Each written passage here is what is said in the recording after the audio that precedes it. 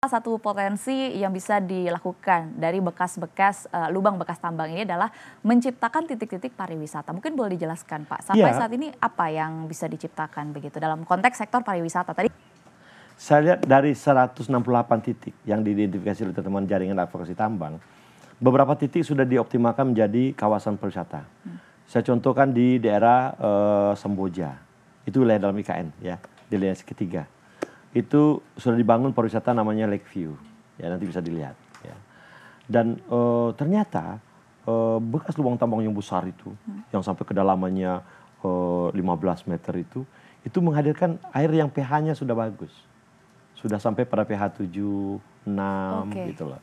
Artinya apa? Sudah bisa dikelola dan sudah aman untuk dimasukkan. Nah disinilah bagi saya harus ada kolaborasi inspektur tambang dengan masyarakat setempat.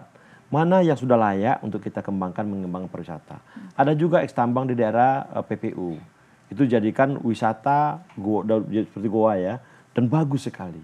Dan bagi saya tidak ada yang salah dengan tambang. Sepanjang itu dihadirkan untuk kesejahteraan masyarakat. Eks tambang pun bisa kita optimalkan. Saya jujur dalam beberapa bulan terakhir ini mengelola menanam kemiri Sunan. Dan nanti menjadi lokasi agrowisata. Saya minta ada sebuah sekolah SMK, saya minta bekerjasama ada 300 siswanya, kita dam lokasinya, kita tampung air, dan airnya kita treatment, sekarang udah menjadi 6 pH-nya, kemudian kita tanamin jeruk, kita tanamin kemiri Sunan, kita tanamin juga Pak Odot di sana kan, dan menghasilkan. Dan itu menjadi titik pariwisata juga, minimal pariwisata anak-anak sekolah. Bahwasanya ternyata eks tambang itu bisa loh dikelola. Ya. Eks tambang itu bisa loh dimanfaatkan. Nah pertanyaannya kita melakukan itu enggak? Nah sampai hari ini kan masih sporadis upaya-upaya seperti itu.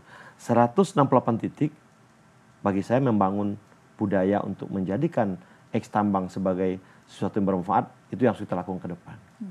Dan itu butuh pendekatan bersama, membutuh kolaborasi. Teman-teman pemerintah pusat, teman-teman dari pemegang konsesi, dan Pemda, kita sama-sama. Oke. Karena nggak bisa sendiri bekerja itu. Ya, wisata kita juga bagus kok, sangat bagus menurut saya. Tapi sekali lagi tentunya harus dibawa asistensi Kementerian SDM Pertambangan. Karena ada sebagian yang juga nggak bisa dilakukan. Artinya kalau tidak lakukan ya kita tanamin. Ya, ada yang berbahaya. Saya pernah mengajak beberapa ormas yang demo saya. Ini gubernur apa perannya ini bla bla. Saya katakan kita nggak usah menanyakan banyak hal. Lakukan saja apa yang bisa kita lakukan. Saya ajak mereka untuk, ayo kita kasih marka yuk. Itu yang selama ini anak-anak tidak boleh main-main di sana.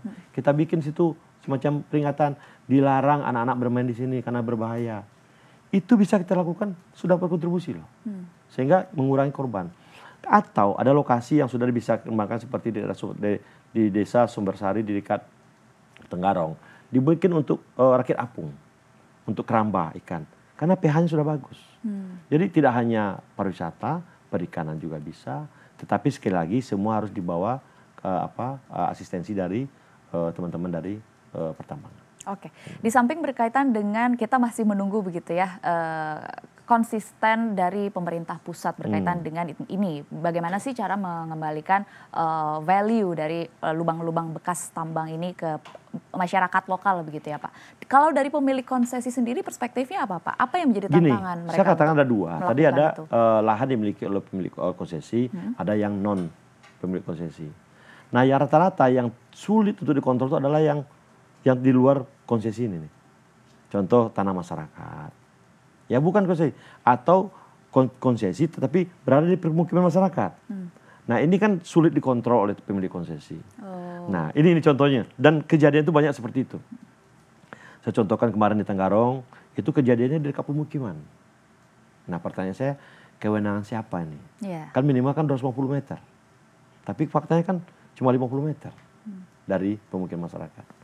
Ya saya tidak mau menunjuk siapapun, tapi bagi saya inspektur pertambang kita laksanakan tugas Anda, karena Anda mengawasi itu. Oke.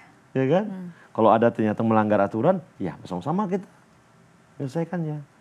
Memang mohon maaf ya, sekarang ada teman-teman penambang ini relatif agresif. Saya pernah menerima surat dari salah satu perusahaan yang meminta lahan Pemprov yang kami gunakan untuk belai benih industri untuk ditambang di sana. Ya jelas dong saya tolak, gitu loh. Saya tolak, saya bilang tidak bisa. Ya karena memang Kaltim itu kaya dengan batu bara. Kita bersyukur Kaltim itu kaya, tetapi sekali lagi kita ingin jaga ini ya agar betul-betul memberikan manfaat kepada masyarakat.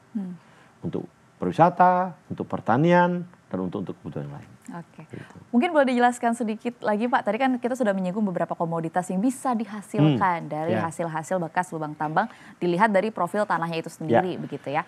Apalagi sih Pak, mungkin lebih ke pertanyaannya adalah kira-kira profesi atau potensi apa yang bisa diterima oleh masyarakat, pekerjaan-pekerjaan seperti apa yang akan tersedia kalau akhirnya lubang-lubang tambang ini benar-benar optimal untuk dikembalikan value-nya ke masyarakat. Petani di samping petani dan pekebun, juga jasa pariwisata, ya. Karena bagi saya untuk tambang-tambang yang berada di memiliki potensi yang bagus, bisa mentransformasi mereka yang selama ini bekerja di pertambangan ke dunia pariwisata, ya. Bukan itu saja, bagi saya juga industri kecil dan menengah. Contoh, ketika seperti di Berau, teman-teman pemilik konsesi sudah menanamin dengan coklat, ini akan menumbuh kembangkan para pengusaha-pengusaha coklat. Tidak hanya juga turunan dari coklat, ya. Begitu juga yang ada di Kutai Timur. Setelah ditanamin dengan pisang dan nanas, juga bisa dibikin industri seperti itu. Bagi saya transformasi dari pertambangan ke pertanian, pertambangan ke jasa itu sangat mungkin dilakukan. Tapi sekali lagi kita siapkan dulu rencana induknya agar kita jangan seperti mengukur ketiak ular, nggak ada ujungnya, ya.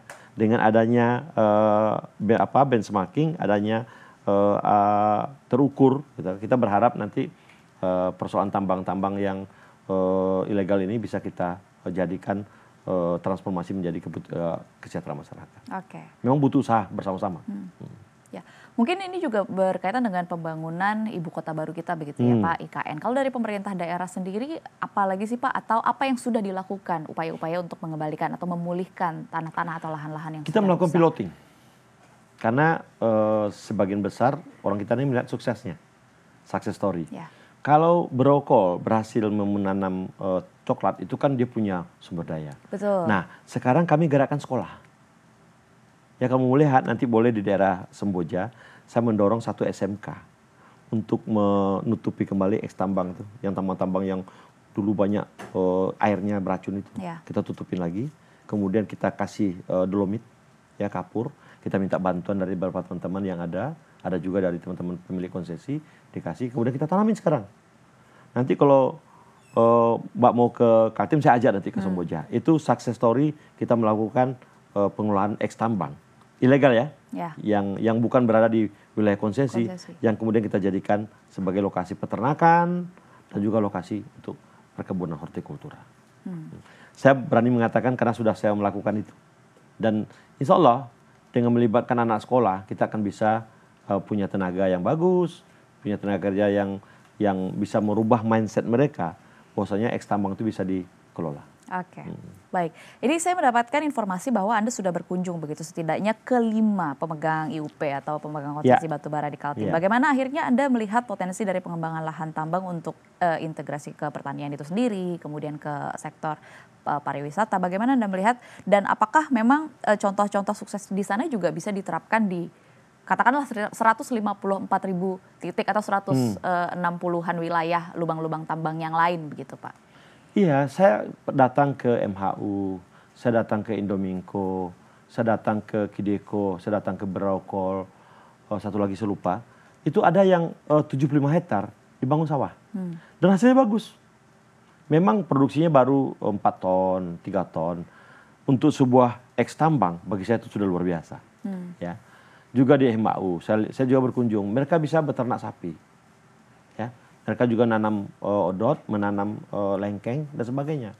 Atau Kideko juga melakukan yang sama. Bagi saya, tidak ada yang bisa dilakukan. Kuncinya harus ada kolaborasi antara pemerintah pusat, daerah, dan pemilik konsesi. Bagi saya, kuncinya di orkestrasi. Yang mengorkestrasi siapa? Ya teman-teman di pusat lah. Yang orkestrasi. Kami di Pemda pastinya akan ikut. Sami nawatokna, kita patuh pastinya.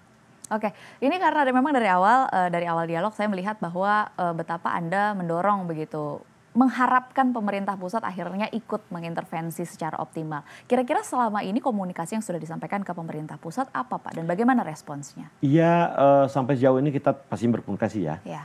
Baik secara informal atau secara formal, bahkan kita juga menyurati pusat terkait dengan apa yang terjadi pada wilayah-wilayah yang dikuasai oleh konsesi itu.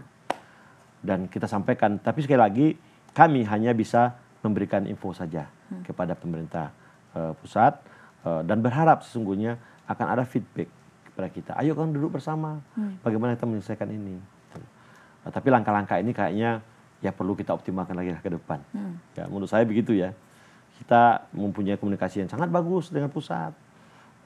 Bagi saya daerah tidak harus berkecil hati walaupun tidak ada kewenangan, tetapi kita masih bisa berbuat kok untuk hal seperti itu. Oke, apakah memang situasi ini berkaitan dengan wewenang dari pemerintah daerah dengan pemerintah pusat berkaitan dengan bekas lubang-lubang tambang ini, problemnya apakah memang sudah berlangsung selama beberapa waktu terakhir dalam artian jangka panjangkah, dan apakah memang kenapa akhirnya ini menjadi problem atau diangkat sekarang begitu Pak? Ya karena ada korban.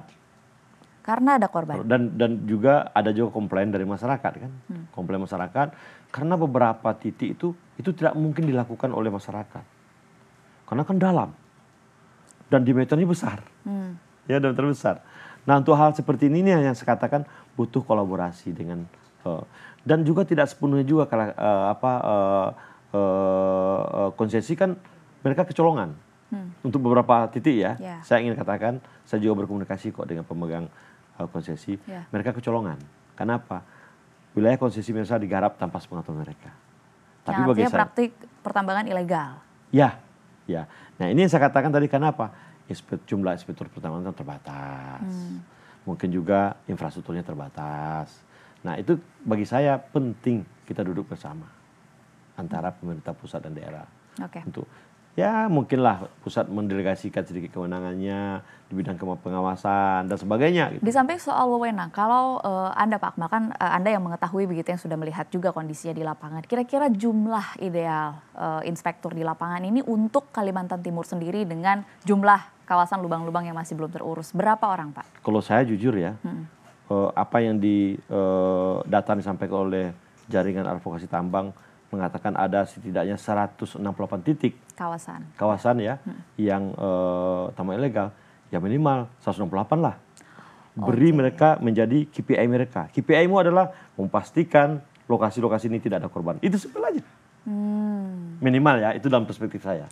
Tapi kan kembali kepada sumber daya yang tersedia di pusat. Tapi dalam perspektif saya tidak mengatakan berapa banyaknya, tapi merujuk kepada data yang ada. Dan juga kami dari Pemprov Kaltim ini segera nih menyiapkan tim penanganan satgas. Kita akan segera bentuk satgas koordinasi yang berisi nanti di dalamnya pemerintah pusat, juga ada teman-teman dari pemegang konsesi, pemerintah daerah untuk bersama-sama mencermati kondisi ini. Oke, tadi Anda menyebutkan juga berkaitan dengan wewenang, bahwa dari pemerintah daerah berharap bahwa ada wewenang yang lebih begitu. Wewenang dalam bentuk apa Pak? Pengawasan aja. Pengawasan, bukan penindakan bekerja sama dengan penegak hukum. Itu kan kewenangannya ada di teman-teman di penegak hukum dan juga teman-teman yang ada di SDM. Tapi minimal kita ada berikan ruang lah untuk melaporkan gitu loh. Kewenangan kita sekarang kan cuma satu, menyiapkan blueprint RIPP, rencana induk program pemberdayaan masyarakat. Cuma itu. Tetapi pengawasan kan melalui inspektur. Inspektur kan ada di teman-teman SDM. Yang akhirnya terjadi di lapangan adalah pemerintah daerah tetap dalam tanda kutip mengawasi secara informal dan melaporkannya ke petugas inspektur di lapangan. Berkaitan dengan pasal 65 tadi. Undang 23. Kewenangan kita ketika terjadi kerusakan lingkungan hidup, kita punya kewenangan di situ.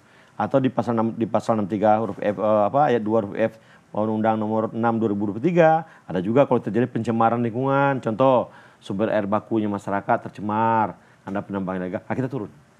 Kita turun. Atau barangkali kami juga punya Perda 10 2012 tentang tidak boleh jalan negara, jalan provinsi digunakan untuk kegiatan-kegiatan transportasi pertambangan. Kita lakukan itu. Cuma sekali lagi ini nggak bisa oleh pemerintah sendiri, butuh kolaborasi. Gitu. Oke, harapannya demikian. Kita tunggu responsnya dari pemerintah pusat ya Pak ya. Mudah-mudahan supaya- lah. Ini kan bos saya juga, Iya. Pak Menteri itu kan pimpinan saya. Oke. Saya wajib untuk mengamankan kebijakan di daerah, tapi sekali lagi kita juga menyampaikan aspirasi masyarakat. Oke, baik. Terima kasih Pak Akmal sudah berdialog bersama kami, sudah berbagi perspektif. Semoga concernnya juga tersampaikan dan juga semoga ditemukan begitu ya formulasi-formulasi terbaik dari pemerintah pusat bekerja sama dengan pemerintah daerah dan juga pemilik konsesi supaya ditemukan formulasi yang memang membawa value bagi masyarakat.